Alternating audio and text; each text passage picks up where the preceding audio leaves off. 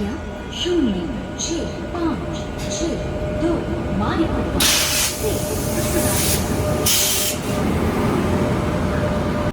Hello friends, നമ്മൾ ഇന്ന് ഒരു ചെറിയ യാത്ര പോവുകയാണ്. തമിഴ്നാട്ടിലെ തഞ്ചാവൂരിലേക്കാണ് യാത്ര പോകുന്നത്. സേലം, ഈറോഡ്, നാമക്കൽ, തൃച്ചി, തഞ്ചാവൂർ, ഇതാണ് നമ്മുടെ റൂട്ട്.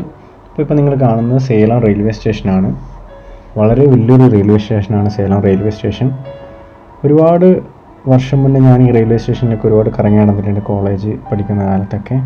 ഈ റെയിൽവേ സ്റ്റേഷനൊക്കെ കാണുമ്പോൾ ആ ഓർമ്മകളൊക്കെ വരികയാണ്. അതുകൊണ്ട് തന്നെയാണ് ഇങ്ങനെ ഒരു യാത്ര പ്ലാൻ ചെയ്തിരിക്കുന്നത്. അതായത് ഇതൊരുപാട് വളഞ്ഞ റൂട്ടാണ്. അല്ലെങ്കിൽ ബാംഗ്ലൂരിൽ നിന്ന് ഡയറക്റ്റ് തൃച്ചിയിലേക്ക് നമുക്ക് ട്രെയിൻ കിട്ടും. അപ്പോൾ ഞാൻ യാത്ര പുറപ്പെടുവിക്കുന്നത് ബാംഗ്ലൂരിൽ നിന്നാണ്. ബാംഗ്ലൂർ KR പുര റെയിൽവേ സ്റ്റേഷനിൽ നിന്ന് 7 മണിയുടെ ട്രെയിനാണ് കയറിയിരിക്കുന്നത്. അങ്ങനെ നമ്മളിപ്പോൾ ഇവിടെ എത്തി. ഈറോഡ് റെയിൽവേ സ്റ്റേഷനിൽ ഇറങ്ങിയിരിക്കുകയാണ്. ഇതാണ് ഈറോഡ് റെയിൽവേ സ്റ്റേഷൻ. അപ്പോൾ പണ്ട് തൃച്ചിയിൽ പഠിക്കുന്ന സമയത്ത് ഞാൻ ഈറോഡ് വന്നിട്ടാണ് ട്രെയിനൊക്കെ കയറാറ്. അപ്പോൾ ഈറോഡ് റെയിൽവേ സ്റ്റേഷൻ വളരെ വലിയൊരു റെയിൽവേ സ്റ്റേഷനാണ്. ഇങ്ങനെ എന്താ പറയുക, അണ്ടർ പാസ്സാണ് ഇവിടെ. പ്ലാറ്റ്ഫോമിൽ നിന്ന് താഴോട്ട് ഇറങ്ങിയിട്ട് നമ്മൾ അടിയിലാണ് നമ്മുടെ റോഡും കാര്യങ്ങളൊക്കെ വരുന്നത്. ഇപ്പോൾ തന്നെ നിങ്ങൾ കണ്ട എസ്കലേറ്ററൊക്കെ ഉണ്ട് റെയിൽവേ സ്റ്റേഷനിൽ. ഈ അണ്ടർ പാസ്സൊക്കെ എത്ര നീറ്റായിട്ട് മെയിൻറ്റെയിൻ ചെയ്തിരിക്കുന്നത് ഇവിടെ തമിഴ്നാട് ഗവൺമെൻറ്. നല്ല രീതിയാണ് റെയിൽവേ സ്റ്റേഷനൊക്കെ മെയിൻറ്റെയിൻ ചെയ്തുകൊണ്ടിരിക്കുന്നത്. ഇപ്പോൾ നമ്മൾ പുറത്തേക്ക് ഇറങ്ങും. ഇപ്പോൾ നമ്മുടെ മോൾ ഭാഗത്താണ് ഈ റെയിൽവേ ട്രാക്കും പാളൊക്കെ. ഇപ്പോൾ നടന്നു പോകുന്നതിൻ്റെ മോൾ ഭാഗത്താണ് ട്രാക്കൊക്കെ. ഈറോഡ് റെയിൽവേ സ്റ്റേഷൻ്റെ പുറത്തിറങ്ങി ഇവിടുന്ന് നമുക്ക് ഇനി പോകേണ്ടത് നാമക്കലിലേക്കാണ്. നാമക്കൽ പോകാൻ വേണ്ടിയിട്ട് നമ്മളിവിടെ ഈറോഡ് റെയിൽവേ സ്റ്റേഷനിൽ നിന്ന് ബസ് സ്റ്റാൻഡിലേക്ക് പോകണം. ബസ് സ്റ്റാൻഡിലേക്ക് പോകാൻ പുറത്തിറങ്ങുമ്പോൾ തന്നെ നമുക്കവിടെ ബസ് കിട്ടും. അപ്പോൾ ഈ ബസ് കയറിയിട്ട് നമുക്ക് ഈറോഡ് ബസ് സ്റ്റാൻഡിലേക്ക് പോകണം. ഈറോഡ് ബസ് സ്റ്റാൻഡിൽ നിന്ന് നമുക്ക് നാമക്കലിലേക്കുള്ള ബസ് പിടിക്കാം. ഓക്കെ, അപ്പോൾ ഇതാണ് ഈറോഡ് ബസ് സ്റ്റാൻഡ്. ഇവിടുന്ന് നമുക്ക് നാമക്കൽ ബസ് കയറാം. ഓക്കെ, അപ്പോൾ നാമക്കൽ ബസ് കയറിയിരിക്കുകയാണ്. നാമക്കലിലേക്ക് ഇവിടുന്ന് നമുക്ക് 42 രൂപയാണ്. ഓക്കെ, അങ്ങനെ ബസ്സിൽ കൂടുതൽ വിഷ്വൽസ് ഒന്നുമില്ല. നമ്മൾ നാമക്കൽ ബസ് സ്റ്റാൻഡിലെത്തി. അപ്പോൾ ഈ തമിഴ്നാട്ടിലെ പ്രത്യേകത എന്താണെന്ന് വെച്ചാൽ തമിഴ്നാട്ടിൽ 24 മണിക്കൂർ ആൾക്കാർ കണ്ടു ഇവിടെയൊക്കെ കിടന്നുറങ്ങുകയാണ് ബസ് കയറാൻ വേണ്ടി. പല ഉൾഗ്രാമങ്ങളിലേക്കും പോകാൻ ഇവിടെ വന്ന് വെയിറ്റ് ചെയ്യേണ്ടി വരും. അപ്പോൾ അങ്ങനെ നാമക്കലിൽ നമ്മളടുത്ത് തൃച്ചി ബസ്സിലേക്ക് കയറിയിരിക്കുകയാണ്.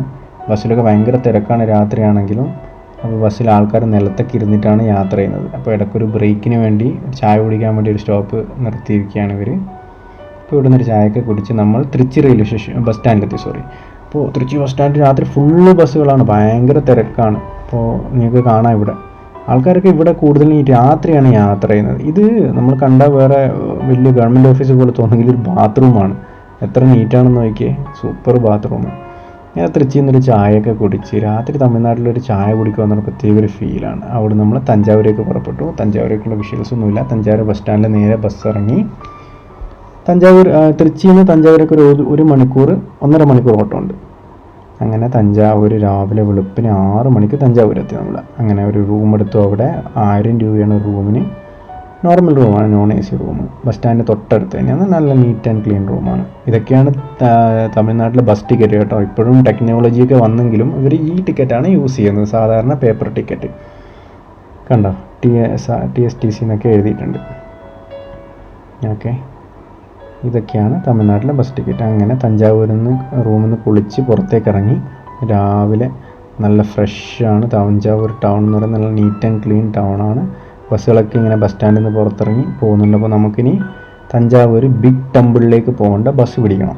അപ്പോൾ എങ്ങനെയാണ് പോകേണ്ടതെന്ന് വെച്ചാൽ തഞ്ചാവൂർ പുതിയ ബസ് സ്റ്റാൻഡിൽ നിന്ന്, ഇത് പുതിയ ബസ് സ്റ്റാൻഡ് നമ്മൾ പഴയ ബസ് സ്റ്റാൻഡിലേക്ക് പോകണം. അവിടെ അടുത്താണ് ബിഗ് ടെമ്പിൾ. അപ്പോൾ ഇവിടുന്ന് പുതിയ ബസ് സ്റ്റാൻഡിൽ നമുക്ക് സിറ്റി ബസ് പിടിച്ച് പഴയ ബസ് സ്റ്റാൻഡിലേക്ക് പോകാൻ പറ്റും. സിറ്റി ബസ് ഇവിടെ തഞ്ചാവൂർ പുതിയ ബസ് സ്റ്റാൻഡിൽ കിട്ടും. അപ്പോൾ അങ്ങനെ ഇവിടെ ബസ് കിട്ടുന്നതുകൊണ്ട് ഞാനിങ്ങനെ നടന്നു വരികയാണ്. അപ്പോഴേക്കും ബസ് വന്നു, സിറ്റി ബസ് വന്നു. ഇവിടുന്ന് 10 രൂപയുടെ ടിക്കറ്റ് എടുത്തു കഴിഞ്ഞാൽ നമുക്ക് പഴയ ബസ് സ്റ്റാൻഡിലെത്താം. അങ്ങനെ പഴയ ബസ് സ്റ്റാൻഡിൽ ബസ് ഇറങ്ങി അവിടെ നിന്ന് നേരെ ബസ് സ്റ്റാൻഡിൽ നിന്ന് പുറത്തേക്ക് ഇറങ്ങി വലത്തോട്ടേക്ക് നടന്നു കഴിഞ്ഞാൽ നമുക്ക് ബിഗ് ടെമ്പിൾ എത്തും. ഒരു 500 മീറ്ററാണ് ഗൂഗിൾ മാപ്പിലൂടെ കാണിക്കുന്നത്. അങ്ങനെ നടന്നു പോകുന്ന വഴിയിൽ മതിലൊക്കെ ഇവർ നല്ല പെയിൻറ്റിംഗ് ഒക്കെ ചെയ്ത് നല്ല ഭംഗിയാക്കിയിട്ടുണ്ട്. റോഡ് സൈഡൊക്കെ വൃത്തിയാക്കി വെച്ചിട്ടുണ്ട്. അപ്പോൾ ഇവരുടെ കൾച്ചറും ഭക്ഷണത്തിൻ്റെയൊക്കെയാണ് ഫോട്ടോകളാണ് ഇവിടെ വരച്ചിരിക്കുന്നത്. പണ്ടത്തെ തമിഴ്നാട്ടിലുണ്ടായ ഭക്ഷണങ്ങൾ ഇപ്പോഴും ആൾക്കാർ കഴിച്ചുകൊണ്ടിരിക്കുന്നതും തമിഴ്നാടിൻ്റെ ട്രഡീഷണൽ ഫുഡുകളൊക്കെ ചിത്രങ്ങളൊക്കെ വരച്ചു വെച്ചിട്ടുണ്ട്. അപ്പോൾ ഇവിടെ കുറേ ട്രഡീഷണൽ സാധനങ്ങൾ വിൽക്കുന്ന ഷോപ്പൊക്കെ കാണാം. അങ്ങനെ കുറച്ചുകൂടെ മുന്നോട്ട് നടക്കുമ്പോൾ കുറേ ആൾക്കാർ അമ്പലത്തിലേക്ക് പോകാൻ വേണ്ടിയിട്ട് ഭക്തരാണെന്ന് തോന്നുന്നു. കുറേ ദിവസം മുന്നേ കണ്ടിട്ട് ഇവർ കുറേ ദിവസം മുന്നേ വന്നിട്ട് ഇവിടെ സ്റ്റേ ചെയ്യുകയാണെന്നാണ് തോന്നുന്നത്. ബസ്സുകളൊക്കെ ആയി വന്ന് തുണിയൊക്കെ ഇവിടെ കഴുകി ഉണക്കാനൊക്കെ ഇട്ടിട്ടുണ്ട്. ഈ ഗവൺമെൻറ് കെട്ടിയ വേലീൻ്റെ മുകളിൽ ഉണക്കാനിട്ടിട്ടുണ്ട്. ഈ ഗ്രൗണ്ടിൽ ഒരു ബസ്സൊക്കെ വെച്ച് ഇവിടെ താമസിക്കുവാണെന്ന് തോന്നുന്നത് കണ്ടിട്ട്. എന്താണ് ഇവരുടെ എന്താ പറയുക, കുറേ ദിവസമായിട്ട് ഇവിടെ വന്ന് നിൽക്കുന്നതാണെന്ന് എനിക്ക് കണ്ടിട്ട് തോന്നുന്നു. അപ്പോൾ അവർക്ക് വേണ്ടിയിട്ടുള്ള ഭക്ഷണങ്ങൾ വെക്കാനുള്ള ആൾക്കാർ റോഡ് സൈഡിലിരുന്ന് ഭക്ഷണങ്ങൾ വെക്കുന്നുണ്ട്. അപ്പോൾ ഇതൊരു വലിയൊരു എന്താ പറയുക, ഒരു ചെയിനാണിത്. ഒരു ഫുഡ് ഉണ്ടാക്കി കച്ചവടം ചെയ്യുന്നു അവർക്ക് വേണ്ടിയിട്ട്. അപ്പോൾ ഇത് സ്ഥിരം ഇതാണ് കാഴ്ചയാണെന്നാണ് തോന്നുന്നത് ഇവിടെ ആൾക്കാർ വന്ന് താമസിക്കുന്നത്. അപ്പോൾ അങ്ങനെ അതൊക്കെ കണ്ട് കുറച്ചുകൂടെ മുന്നോട്ട് പോകുമ്പോൾ നമുക്കൊരു വലിയ കവാടം കാണാം വലതു ഭാഗത്തായി. അപ്പോൾ റോഡ് ക്രോസ് ചെയ്ത് വേണം അങ്ങോട്ടേക്ക് കടക്കാൻ. ഇതാണ് തഞ്ചാവൂർ ടെമ്പിളിൻ്റെ ആദ്യത്തെ കവാടം. ഇത് കടന്നിട്ട് വേണം നമുക്ക് അകത്തേക്ക് പോകാൻ. അപ്പോൾ കയറുമ്പോൾ തന്നെ വലതു ഭാഗത്ത് ഇവിടെ എഴുതി വെച്ചിട്ടൊക്കെ ഉണ്ട് അമ്പലത്തിൻ്റെ ഡീറ്റെയിൽസും കാര്യങ്ങളൊക്കെ. കാണേണ്ടവർക്ക് അതൊക്കെ നോക്കാം. അങ്ങനെ ഒന്നാമത്തെ വലിയ ഗേറ്റിൻ്റെ മുന്നിലെത്തി ആ ഗേറ്റ് കടന്ന് എന്നിട്ട് നമുക്ക് അകത്ത് പോയി കയറുമ്പോൾ തന്നെ ചെരുപ്പുകൾ വെക്കാനുള്ള സ്ഥലം വലതു ഭാഗത്തായി നമുക്ക് കാണാൻ പറ്റും. ഇവിടെ കയറുമ്പോൾ തന്നെ നമുക്ക് ഈ പ്രൗഢി കാണാം. ഈ അമ്പലത്തിൻ്റെ വലിയ കല്ലുകളും പഴയ കാലത്ത് ഒറ്റ കല്ലുകളും വലിയ കല്ലുകളൊക്കെ വെച്ചിട്ട് എത്ര ബൃഹത്തായിട്ടാണ് ഇവർ ഉണ്ടാക്കിയിരിക്കുന്നത്. ഈ ഫസ്റ്റ് കവാടത്തിൽ നിന്ന് നമുക്ക് മനസ്സിലാക്കാൻ പറ്റും. അകത്ത് പോയാൽ നമുക്ക് കൂടുതൽ കാര്യങ്ങൾ അറിയാൻ പറ്റും. അപ്പോൾ കയറുമ്പോൾ തന്നെ വലതു ഭാഗത്ത് അതായത് നമുക്ക് ചെരുപ്പും നമ്മുടെ ലഗേജൊക്കെ സൂക്ഷിക്കാനുള്ള ക്ലോക്ക് റൂമും കാര്യങ്ങളൊക്കെ കിട്ടും. അപ്പോൾ നമുക്ക് അങ്ങോട്ട് പോയി നോക്കാം എന്തൊക്കെയാണ് ഇവിടെ, എങ്ങനെയാണ് ഇവരുടെ സെറ്റപ്പ് എന്നൊക്കെ. ഒരുപാട് ഫോറിനേഴ്സൊക്കെ ഇവിടെ വരുന്നുണ്ട്. അപ്പോൾ ചെരുപ്പ് നമ്മൾ എന്ത് ചെയ്യണം, ഈ സഞ്ചികളിലാക്കിയിട്ട് ഇവിടെ തൂക്കുകയാണ് വേണ്ടത്. അതിനൊരു ടോക്കൺ ഇവിടെ കൊടുക്കണം. 20 രൂപ പേ ചെയ്യുകയും വേണം. ബിഗ് ടെമ്പിൾ, തമിഴിൽ ഇത് പെരിയ കോവിൽ എന്നറിയപ്പെടുന്നു. ഇതിൻ്റെ മറ്റൊരു പേരാണ് ബൃഹദേശ്വര ക്ഷേത്രം. 17-19 നൂറ്റാണ്ടുകളിൽ മറാഠ സാമ്രാജ്യ കാലത്താണ് ഇതിന് ബൃഹദേശ്വര ക്ഷേത്രം എന്ന പേര് ലഭിച്ചത്. AD 1010 അരുൾമൊഴിവർമ്മൻ എന്ന് വിളിക്കപ്പെടുന്ന രാജരാജ ചോളൻ ഒന്നാമൻ്റെ കാലത്താണ് ഈ ക്ഷേത്രം പണിതത്. 16-ാം നൂറ്റാണ്ടിലാണ് പുറംമതിലുകൾ പണിതത്. 66 മീറ്റർ ഉയരമുള്ള ഗോപുരമാണ് ഇതിൻ്റെ ഏറ്റവും വലിയ പ്രത്യേകത. മനോഹരമായ ചോള വാസ്തുവിദ്യയിൽ നിർമ്മിച്ച ഈ ക്ഷേത്രത്തിനെ യുനെസ്കോ ലോക പൈതൃക സ്ഥാനത്തിൽ ഉൾക്കൊള്ളിച്ചിട്ടുണ്ട്. അമ്പലത്തിൻ്റെ തൊട്ട് മുന്നിലായി വലിയൊരു നന്ദിയുടെ ശില്പമുണ്ട്. 13 അടി ഉയരത്തിൽ ഒറ്റക്കല്ലിൽ നിർമ്മിച്ച നന്ദി ശില്പമാണ് എന്നാണ് ഇത് പറയപ്പെടുന്നത്. ഇതിൻ്റെ തൊട്ടടുത്ത് പോകുമ്പോഴാണ് നമുക്കതിൻ്റെ വലിയൊരു രൂപം നമുക്ക് മനസ്സിലാക്കാൻ പറ്റും. നന്ദിനെ കണ്ട് പിന്നെ ഞാൻ പതുക്കെ അമ്പലത്തിനകത്തേക്ക് കയറി. അപ്പോൾ അകത്തേക്ക് കയറുമ്പോൾ അവിടെ എഴുതി വെച്ചിട്ടുണ്ട് വീഡിയോഗ്രാഫി ഫോട്ടോഗ്രാഫി പാടില്ല. അതുകൊണ്ട് തന്നെ ഞാൻ നമ്മുടെ ക്യാമറയൊക്കെ പൂട്ടി വെച്ചു. അത് തെറ്റല്ലേ, നമുക്ക് ആ പറയുന്നത് നമ്മൾ ഫോളോ ചെയ്യേണ്ടതാണല്ലോ. അങ്ങനെ ക്ഷേത്രത്തിൽ നിന്ന് പുറത്തിറങ്ങി ചുറ്റമ്പലം കാണാനായി ഇറങ്ങി. അമ്പലത്തിനെ ചുറ്റിക്കൊണ്ട് ഇവിടെ ഒരു നടപ്പന്തൽ നിർമ്മിച്ചിട്ടുണ്ട്. ഈ നടപ്പന്തൽ പണ്ട് കാലത്ത് ക്ഷേത്ര നർത്തകന്മാർക്കും മറ്റുള്ളവർക്കും വിശ്രമിക്കാൻ വേണ്ടിയാണ് ഉണ്ടാക്കിയെന്നാണ് പറയപ്പെടുന്നത്. ഇതിനകത്തേക്ക് കയറുമ്പോൾ തന്നെ ഒരുപാട് ശിവലിംഗങ്ങൾ കാണാം. 108ഓളം ശിവലിംഗങ്ങൾ ഈ ചുറ്റമ്പലത്തിൽ മാത്രം സ്ഥിതി ചെയ്യുന്നുണ്ട് എന്നാണ് കണക്കാക്കപ്പെടുന്നത്.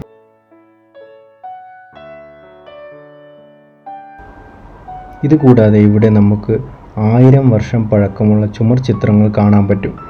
ചോള രാജാക്കന്മാരുടെ കാലത്ത് വരച്ച നാച്ചുറൽ കളേഴ്സ് കൊണ്ട് വരച്ച ചിത്രങ്ങളാണെന്നാണ് ഇത് പറയപ്പെടുന്നത്. വളരെ ഭംഗിയായി ഇപ്പോഴും അത് കാത്തു സൂക്ഷിച്ചിട്ടുണ്ട്.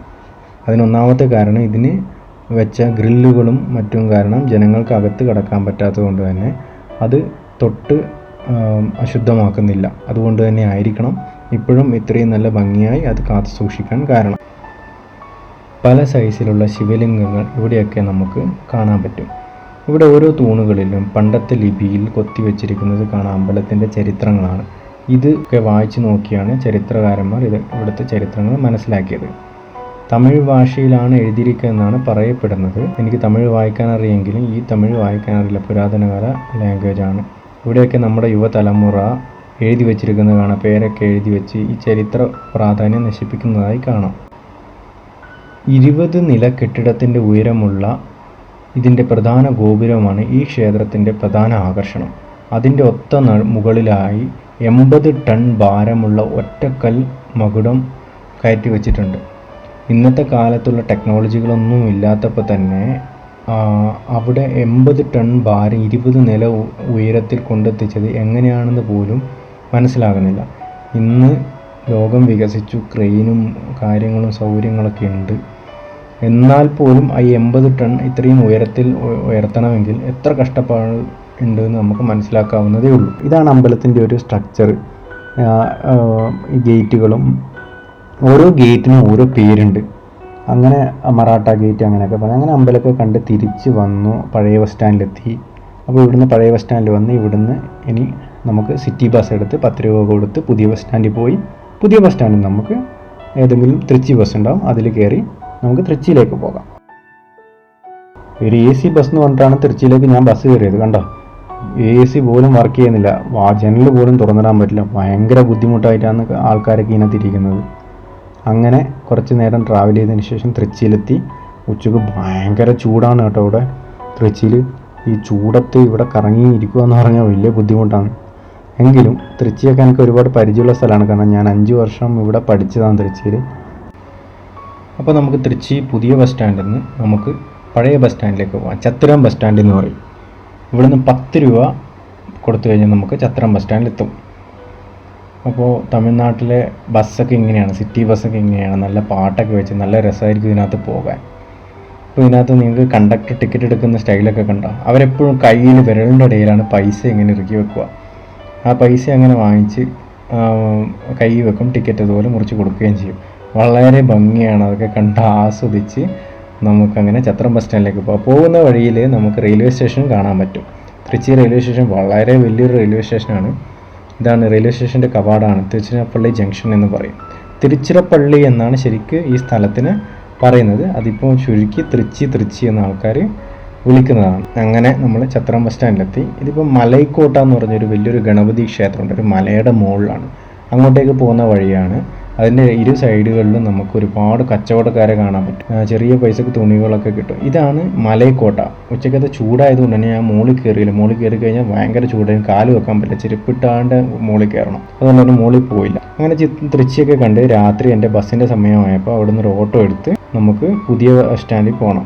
അവിടെ സെൻട്രൽ ബസ് സ്റ്റാൻഡ് പറയും. സെൻട്രൽ ബസ് സ്റ്റാൻഡിൽ നിന്നാണ് ബാംഗ്ലൂരിലേക്കുള്ള ബസ് ബുക്ക് ചെയ്തിരിക്കുന്നത്. പിന്നെ ഒരു ഓട്ടോയിൽ 250 രൂപ കൊടുത്ത് സെൻട്രൽ ബസ് സ്റ്റാൻഡിലേക്ക് പോവുകയാണ്. രാത്രി അവർ ഭയങ്കര കൂടുതൽ റേറ്റാണ് ചോദിച്ചത്, എന്നെങ്കിലും കുഴപ്പമില്ല. അങ്ങനെ തൃച്ചിയിലെ സ്ട്രീറ്റ് കാഴ്ചകളൊക്കെ രാത്രിയിൽ നല്ല ഭംഗിയാണ്. ആൾക്കാരൊക്കെ നോമ്പ് സമയമായതുകൊണ്ട് തന്നെ ആൾക്കാരൊക്കെ ഫുഡ് കഴിക്കാനൊക്കെ പുറത്തിറങ്ങുന്നുണ്ട്. അങ്ങനെ അവിടുന്ന് കർണാടക RTCയുടെ ബസ്സിൽ ഞാൻ ബാംഗ്ലൂരേക്ക് പുറപ്പെട്ടു. നല്ല ക്ഷീണം കൊണ്ട് ഉറങ്ങി എഴുന്നേൽക്കുമ്പോഴേക്കും രാവിലെ ബാംഗ്ലൂരെത്തി. ഏകദേശം 8 മണിക്കൂർ യാത്രയ്ക്ക് ശേഷം ബാംഗ്ലൂർ മജസ്റ്റിക് ബസ് സ്റ്റാൻഡിലാണ് ഞാൻ ഇറങ്ങിയത്. അപ്പോൾ ഈ വീഡിയോ നിങ്ങൾക്ക് എല്ലാവർക്കും ഇഷ്ടപ്പെട്ടു എന്ന് വിചാരിക്കുന്നു. Thank you for watching. Subscribe ചെയ്യൂ, സപ്പോർട്ട് ചെയ്യൂ.